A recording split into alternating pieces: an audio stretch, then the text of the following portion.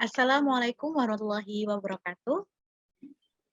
Di sini kami dari kelompok 10 akan mempresentasikan hasil diskusi kami untuk mata kuliah Big Data Analysis. Di sini kami mengambil data Breast Cancer Coimbra Dataset. Sebelumnya, perkenalkan terlebih dahulu, saya Tirahma Anggreni, nomor absen 23, dan rekan saya. Saya Putu Rohman dengan absen 11. Berikut presentasi dari kami.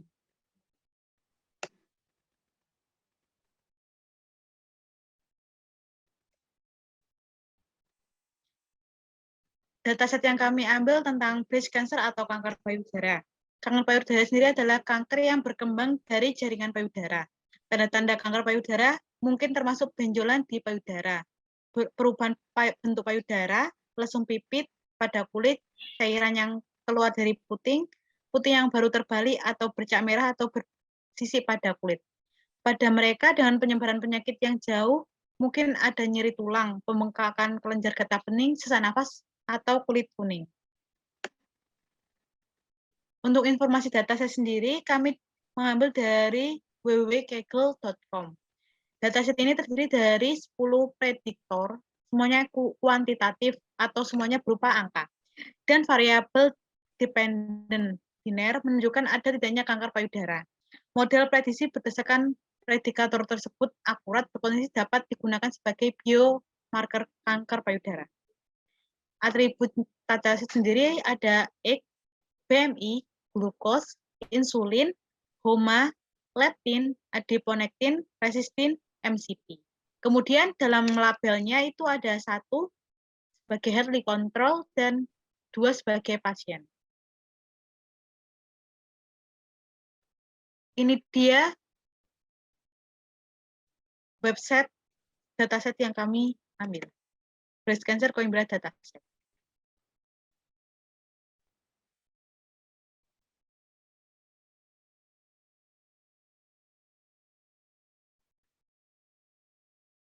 Selanjutnya,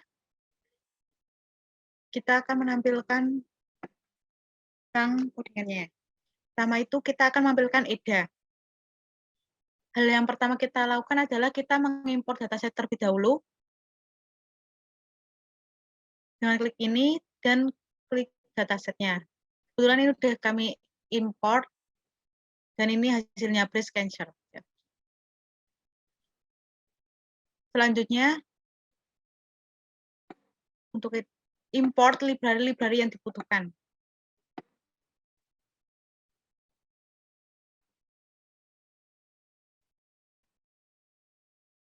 Ada import pandas SPD, import NumPy SNP, Matplotlib, Pilot, dan Seaborn. Taran.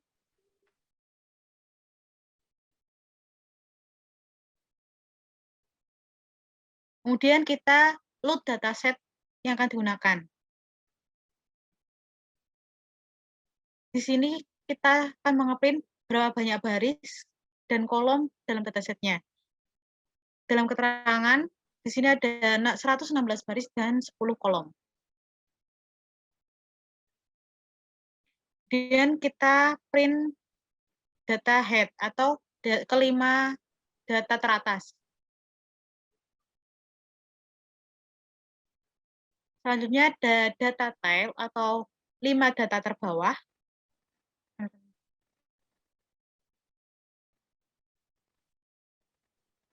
Kemudian ini data describe untuk mendeskripsikan tiap kolomnya.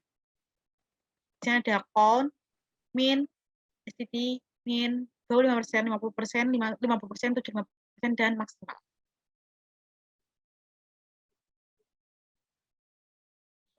Kemudian ada data info untuk mendeskripsikan tentang jenis tiap-tiap kolomnya. Misal X ini ada 116 dan 00 atau semua datanya terisi.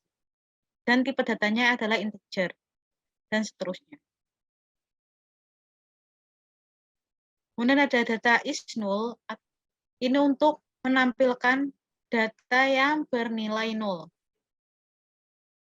Pada hasilnya, dari ke-10 tabel tidak ada data yang bernilai 0.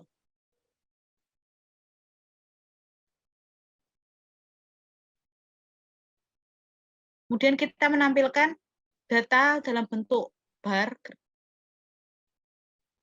histogram.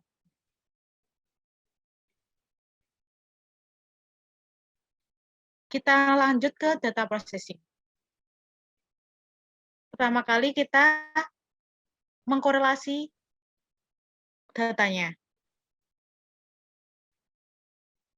Untuk mencari tahu hubungan-hubungan antara kolomnya. Saran.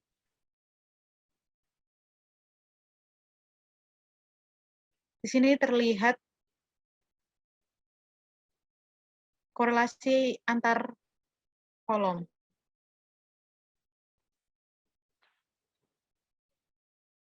Selanjutnya, kita akan mengedrop fitur-fitur yang kita anggap tidak terlalu berpengaruh pada label. Di sini kan kita mengambil datanya untuk label itu classification. Maka kita cari hasil korelasi yang terendah di antara kolom-kolom tersebut. Dan di sini kita dapatkan korelasi yang terendah adalah ada X, BMI, leptin, adiponektin, dan MCP.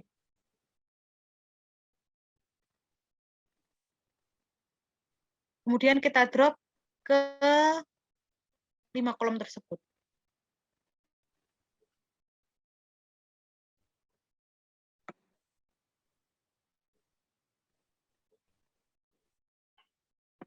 Dan kita standar scalar buat yang tadi kita drop.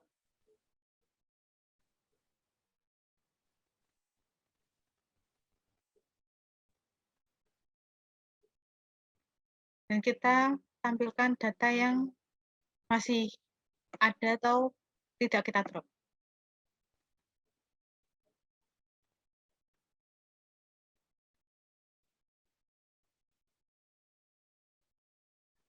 Kemudian kita drop label ke dalam X dan ke dalam Y. Dalam hal ini kita drop untuk classification untuk X dan Y. Selanjutnya untuk klasifikasi akan dijelaskan oleh rekan saya, Habibur Rahman. Oke, baik. Selanjutnya menuju ke bagian klasifikasi. Di bagian klasifikasi yang pertama-tama adalah pertama untuk melakukan split data.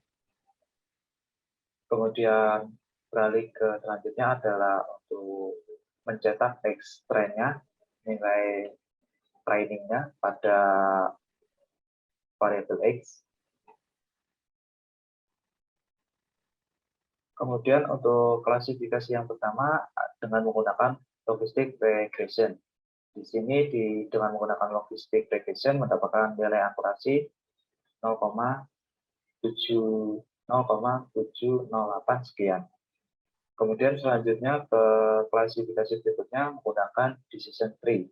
Di decision tree ini mendapatkan nilai akurasi sebanyak 0,625. Selanjutnya, klasifikasi berikutnya adalah menggunakan KNN. Dengan menggunakan klasifikasi KNN ini mendapatkan nilai akurasi mencapai 0,625. Selanjutnya, yang terakhir dengan menggunakan klasifikasi naive Bayes, yang mana dengan menggunakan klasifikasi naive Bayes ini menghasilkan nilai akurasi mencapai 0,58333 sekian. Selanjutnya beralih ke bagian data visualisasi untuk memvisualisasikan dataset yang sudah dijabarkan tadi. Yang pertama untuk bagian baris-baris awal ini menunjukkan jumlah datanya, yang mana jumlah data ini berjumlah 116 data. Kemudian data-data tersebut berisikan umur-umur responden yang mana responden paling kecil ini menggunakan dengan umur 24 tahun dan yang paling tinggi mencapai umur 85. Kemudian dari responden-responden tersebut didapatkan bahwasannya status kesehatan responden ini untuk yang memiliki label 1 atau yang menyatakan bahwa pasien tersebut sehat ini mencapai 44,80%. Sedangkan untuk status kesehatan responden dengan label 2 atau yang menandakan bahwa responden tersebut mengalami kanker mencapai 55,2% atau berjumlah 64 data dari 116 data. Selanjutnya ke visualisasi ke BMI. Di BMI ini dibandingkan ke klasifikasi, yang mana klasifikasi dengan label 1 ini memiliki data paling rendah di BMI berupa 18 data. Kemudian di nilai maksimalnya dan terdapat nilai rata-ratanya.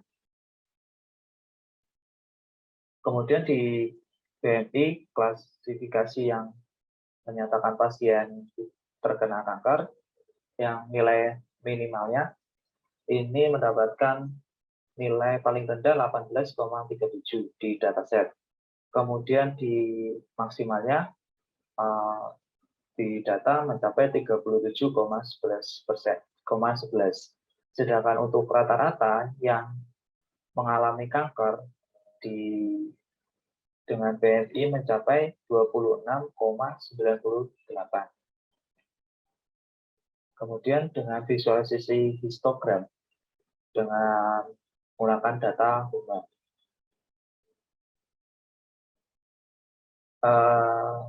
Berikut grafik yang bisa ditampilkan. Selanjutnya ke bagian nilai rata-rata. Di sini menampilkan nilai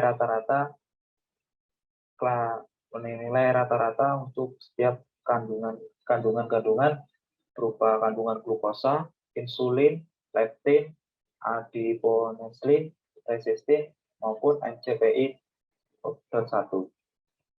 Untuk klasifikasi dengan label 1, nilai rata-rata pada glukosa mencapai 4,588.